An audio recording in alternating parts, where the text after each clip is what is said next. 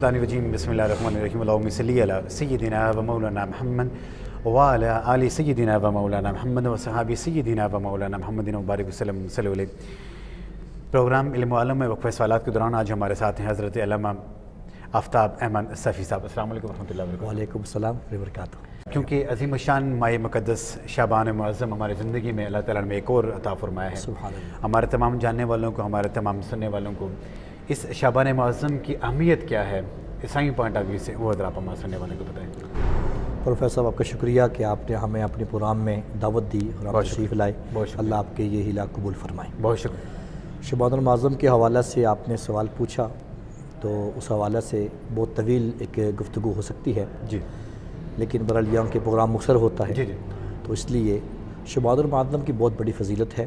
بے شک، یہ اللہ کی رحمت کا مہینہ ہے سبحان اللہ، اور یہ بخشش کا مہینہ بھی ہے سبحان اللہ، اور یہ توبہ والا مہینہ بھی ہے۔ سبحان اللہ، سبحان اللہ، اس میں اللہ رب العالمین 300 رحمت کے دروازے بندے کے لیے کھول دیتا ہے تاکہ بندے مجھ سے مانگے اور میں ان کو عطا فرماؤں۔ سبحان اللہ، عام طور پر ہر دن، ہر ماہ، ہر ساتھ جو ہے، ہر گھڑی اللہ کی ہے، بے شک، لیکن اللہ نے کچھ گھڑیاں، کچھ وقت چن رکھے ہیں۔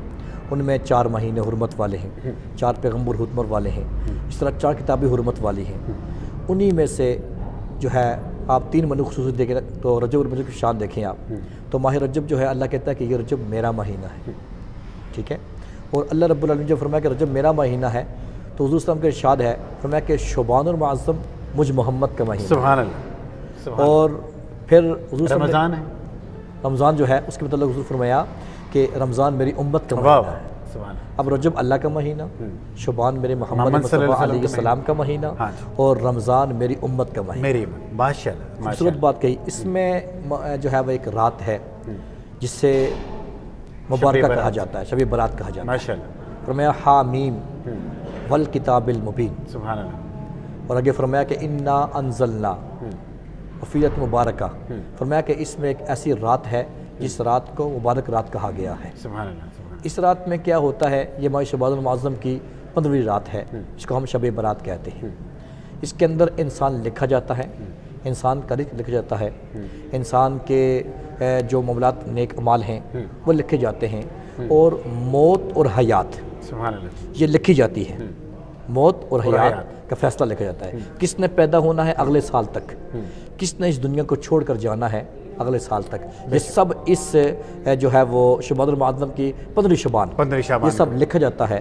اور جب انسان لکھا جاتا ہے تو اس کے متعلق حدیث مبارکہ ہے، حضرت اسامہ بن زید، یہ بہت بڑے پیارے صحابی ہیں، سبحان اللہ، انہوں نے عرض کیا کہ حضور کہ ہم دیکھتے ہیں آپ کو کہ آپ اس ماہ مبارک میں ماہ شعبان المعظم میں آپ روزوں کا بہت اہتمام فرماتے ہیں۔ جب یہ پوچھا گیا تو اس پر حضور صلی اللہ علیہ وسلم نے ارشاد فرمایا کہ بالکل یہ ایسا ہی ہے کہ روزوں کا اہتمام ہوتا ہے، اس لیے کہ اس میں رمضان کا استقبال ہو رہا ہے، استقبال رمضان، ٹھیک ہے، استقبال رمضان ہو رہا ہے۔ دوسرا یہ کہ اس میں ایک ایسی رات ہے کہ جس رات میں انسان لکھا جاتا ہے۔ حضرت آقا فرماتے ہیں کہ میں جب لکھا جاؤں، جب میرے مقدر نصیب لکھے جائیں تو میں اس عالم میں ہوں جو عالم خاص ہے، یعنی روزے کی حالت میں، روزے کی حالت میں ہے۔ اور جس طرح قاری صاحب بتا رہے تھے کہ عظیم الشان ماہ مقدس شعبان المعظم، اور اس میں جو زبردست قسم کی جو بات انہوں نے ہمارے سامنے رکھی کہ ایسی عظیم الشان رات ہے جس کو شب برات کا نام دیا گیا ہے، اور اس عظیم الشان رات میں انسان کی آنے والے زندگی کے پورے سال کے فیصلے کیے جاتے ہیں۔ انسان کے لیے اس نے کتنے سانسیں مزید لینی ہیں، اس کے لیے رزق کا، اس کے لیے عزت کا، اس کے جتنی مصیبتیں آئیں گی، تکلیف آئیں گی، یا اگر اس انسان نے اگر دنیا سے جانا ہے تو وہ تمام کے تمام فیصلے اسی رات کو فرشتے رجسٹر کر کے بھیج رہے ہوتے ہیں۔ اس رات میں تو خواہش یہ ہوتی ہے کہ اگر جب میرا نام دنیا سے کاٹا جائے تو میرا سر اگر سجدے میں ہو، اللہ تو اس سے بڑھ کے اور کیا بات ہے؟ کیا بات، اس میں زیادہ تر عبادت کرنی چاہیے، خاص طور پر نوافل عبادت پڑھنی چاہیے، استغفار کرنا چاہیے، اور پوری رات جاگنا چاہیے، اور جاگ کر اللہ کی دربار میں ایسی عبادت کرنی چاہیے کہ جیسے عبادت کرنے کا حق ہوتا ہے۔ بے شک، بے شک، توبوا اللہ توبۃ نصوحا، ایسی توبہ کی جائے جیسی توبہ کرنے کا حق ہوتا ہے، ایسی توبہ کی جائے۔ تو یہ خاص شبیداری اس میں پاکستان اور ہندوستان کے ایریاد میں یہاں پہ کی جاتی ہے. اس کے ساتھ ساتھ جب ہم دیکھتے ہیں کہ جو ہمارے پاکستانی بھائی ہیں اور وہ صدقے کا اہتمام کرتے ہیں, راتوں کو اٹھ کے زیارات پہ, مزارات پہ, قبرستان میں جاتے ہیں, وہاں پہ اپنے میں جو لوگ پورے سال میں پچھلے سال ہمارے ساتھ, اس سال ہمارے ساتھ نہیں ہیں, ان کے لیے دعائیں مغفرت اس رات میں کی جاتی ہے. حضور صلی اللہ علیہ وسلم کی حدیث یہ ہے کہ جو شخص اس پوری اس عظیم الشان رات میں اپنے مرنے والے کو یاد کرے گا, ان کے لیے دعائیں مغفرت کر کے اللہ تعالیٰ اس کے جنت کی طرف. بہت بڑی بات ہے یہ, ان کو بھی دعا میں یاد رکھ کریں. اور اپنے اس میں کچھ بندے ایسے بھی ہیں جن کی بخشش نہیں ہے جب تک کہ وہ توبہ نہ کر لیں گے. تو وہ کون سے بندے ہیں؟ فرمایا والدین کے گستاخ, والدین کے نافرمان لوگ, ان کی بخشش نہیں ہے. اس طرح کچھ لوگ ایسے بھی ہیں کہ جو شراب کے عادی ہیں, ان کی بھی بخشش نہیں ہے, ان کے نہیں ہے بخشش نہیں ہے. اس طرح جو ہیں کچھ لوگ زنا کے عادی ہیں, ان کی بھی بشش نہیں ہے. سب لوگوں کی بخشش ہے اس رات میں. صرف 3 لوگ ایسے ہیں کہ ایک اپنے ماں باپ کا گستاخ, ایک شرابی آدمی اور ایک زانی آدمی.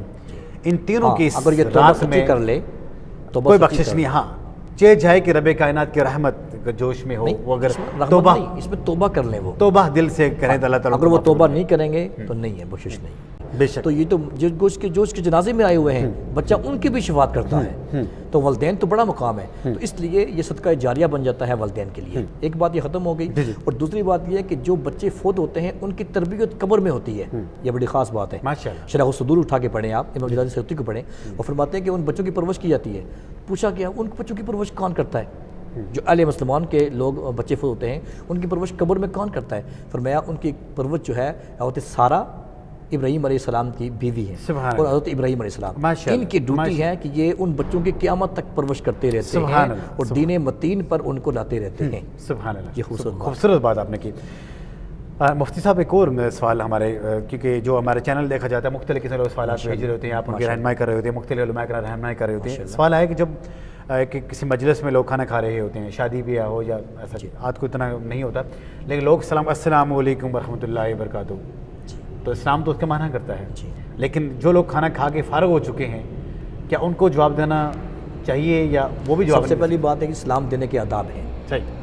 بندہ کو تلاوت کر رہا ہے, سلام دے دیں آپ. صحیح. بندہ کو واش روم میں جا رہا ہے, سلام نہیں دے سکتے آپ. صحیح. بندہ کسی کام میں مصروف ہے, یعنی مصروفیت ایسی ہے جو کھانے والی ہے, تو اس میں بندے کو چاہیے کہ وہ خاموشی کے ساتھ آ کے بیٹھ جائے.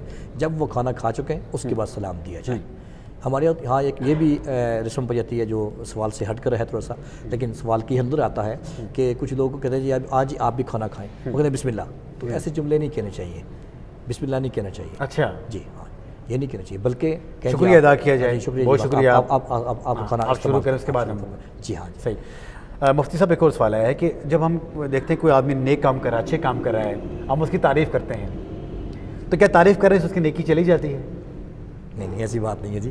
جو اچھا کام ہو اس کی تعریف کرنے سے مزید وہ کام برکت والا ہو جاتا ہے, مزید اس کی تائید ہوتی ہے اچھے کام کی تعریف. ٹھیک ہے, جیسے کہ ابھی یہ کھانے کی بات کر رہے تھے, تو اب ایک بندہ کھانا کھا رہا ہے, تو کھانا کھاتے وہ حکم کیا ہے؟ آپ کبھی پڑھیں نا اس کے امام غزالی کو پڑھیں آپ, احیاء العلوم کے اندر انہوں نے جو آداب لکھے ہیں, بے شک, آپ فرماتے ہیں کھانا کھاتے وقت آپ لوگ کچھ لوگ کہتے ہیں خاموشی سے کھانا کھاؤ. یہ بات نہیں ٹھیک, یہ یہود و نصارہ اور خاموشی سے ہوتا ہے. خاموشی سے کھانا نہیں کھانا چاہیے, بلکہ کھانے کی تعریف کرنی چاہیے. جس نے پکایا اس کی تعریف کرنی چاہیے, یہ سنت ہے. کھانا کھاتے وقت آپ خاموشی کو کہیں گے خاموشی سے کھانا کھاؤ, یہ بات نہیں ہے, بلکہ کھانے کی تعریف کرو اور جس نے پکایا اس کی تعریف کرو. حالانکہ ہمارے اس کا الٹ ہوتا ہے مفتی صاحب, کہتے ہیں کہ جب ہم کسی 5 اسٹار ہوٹل میں کھانا کھا رہے ہوتے ہیں تو ساتھ 2-3 ہزار بٹے بھی دے کے آ رہے ہوتے ہیں, لیکن گھر میں اگر ہماری ماں, ہماری بہن اور ہمارے گھر والی اگر ہمارے لیے کھانا کا اہتمام کرتی ہے تو چاہیے جائے کہ ہم اس کو کچھ کوئی چیزیں دیں, اس کو ٹپ دیں, تو ہم اس کے بھی وہاں پہ نقلیں اتاریں. خوبصورت بات ہے, نہیں یہ غلط بات ہے, تو اس کی تائید کرنی چاہیے, حوصلہ بڑھانا چاہیے. بلکہ اسلامی معاشرے میں مفتی صاحب ایک اور سوال ہے کہ اکثر کا دیکھتا ہے کہ جو ہمارے مرد حضرات ہیں, غیر محرم جو خواتین ہوتی ہیں, جو ہماری بہنیں ہوتی ہیں, بچیاں ہوتی ہیں, لڑکیاں ہوتی ہیں اسکول کالجز میں سچ, تو ان سے بات کرنا شروع کر دیتے ہیں. کوئی ضروری بات ہو تو چلے وہ تو اور بات ہو, لیکن غیر ضروری باتوں میں ان کے ساتھ اپنا ٹائم پاس کرتے ہیں. تو اسلام اس کے بارے میں کیا حدود ہے؟ اسلام اس بارے میں حدود منع فرماتا ہے, سختی سے منع ہے اس بات کو. علماء کرام نے کسی مفسر نے اس بات پر تائید نہیں کی, سب علماء کرام نے اس چیز کو منع فرمایا. صحیح. لیکن کیونکہ تقاضۂ وقت کے لحاظ سے کچھ ایسے معاملات ہیں جس پہ گفتگو کرنا ضروری ہو جاتا ہے، تو اس پہ جو ہے وہ اجازت اتنی حدود تک ہے جتنا اس کا مطلب ہے، جتنا اس کا مقصد ہے، جتنا اس کا مدعا ہے، اتنی گفتگو وہ کرے گا۔ اس سے فالتو کوئی ایسی گفتگو کرے گا وہ گنہگاری زمرے میں آئے گا، گنہگار ہوگا۔ اگر وہ اس سے زیادہ اور بڑھے گا تو اس کا آنکھوں کا زنا بھی لکھا جائے گا، زبان کا بھی اس کا گناہ لکھا جائے گا، سماعت جو سماعت کرے گا اس کا بھی وہ گناہ اس ضمن میں آ جائے گا جس ضمن میں وہ بے فضول باتیں کر رہا ہے۔ ماشاءاللہ، بہت زبردست کہتا تھا علامہ آفتاب احمد صافی صاحب ہمارے ساتھ زبردست قسم کی انفارمیشن انہوں نے ہمارے سے شیئر کی ہے، ہم سب کو عمل کریں گے، توفیق عطا فرمائے۔ پروگرام علم عالم میں اجازت دیجیے، السلام علیکم ورحمۃ اللہ وبرکاتہ۔